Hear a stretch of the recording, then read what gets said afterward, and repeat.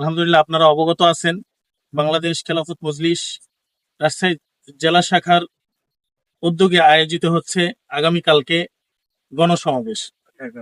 11ই ফেব্রুয়ারি মঙ্গলবার আগামীকালকে 5 জোহর থেকে শুরু হবে। আলহামদুলিল্লাহ ইতিমধ্যে আমাদের পরিস্থিতি আলহামদুলিল্লাহ প্রায় শেষের দিকে। আপনারা জেনে খুশি হবেন যে আমাদের শুধু রাজশাহী জেলা না, রাজশাহীর আশেপাশে যত জেলা আছে এবং উপজেলা আছে, এমনকি তৃণমূল পর্যন্ত, ইউনিয়ন পর্যন্ত আলহামদুলিল্লাহ আমাদের জনশক্তি কাজ করছে।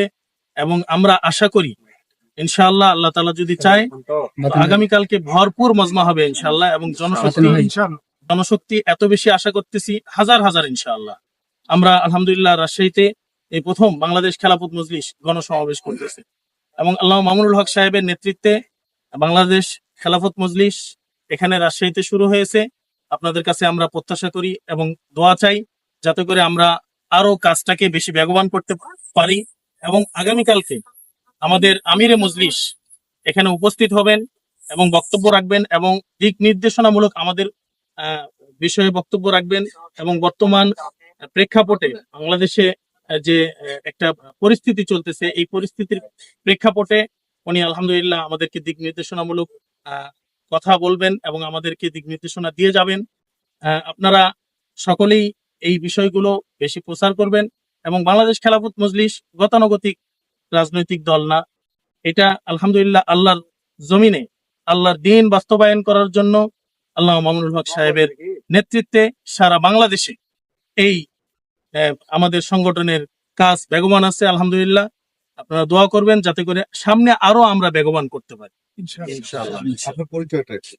আমার পরিচয়, আমি বাংলাদেশ খেলাফত মজলিস রাজশাহী জেলা শাখার সেক্রেটারি মুফতি জুবায়ের হোসেন।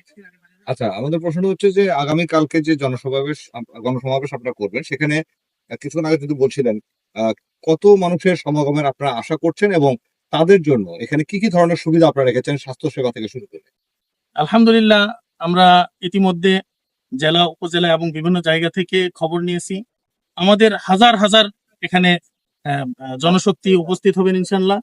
আমরা আশা রাখতেছি লক্ষাধিক জনশক্তি এখানে উপস্থিত হবেন এবং তাদের জন্য আমরা আলহামদুলিল্লাহ প্রাথমিক পর্যায়ে আমরা স্বেচ্ছাসেবকের ব্যবস্থা করেছি আলহামদুলিল্লাহ। এবং টয়লেটের ব্যবস্থা আছে, পানির ব্যবস্থা আছে এবং পাশাপাশি নামাজের, যেহেতু আমাদের এই জোহরের পর থেকে শুরু হয়ে 2-3টা নামাজ আমাদের সামনে থাকবে, সেই নামাজের জন্য আমরা সুন্দর ব্যবস্থা রেখেছি।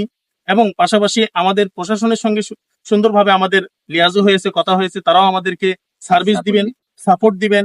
এবং শুধুমাত্র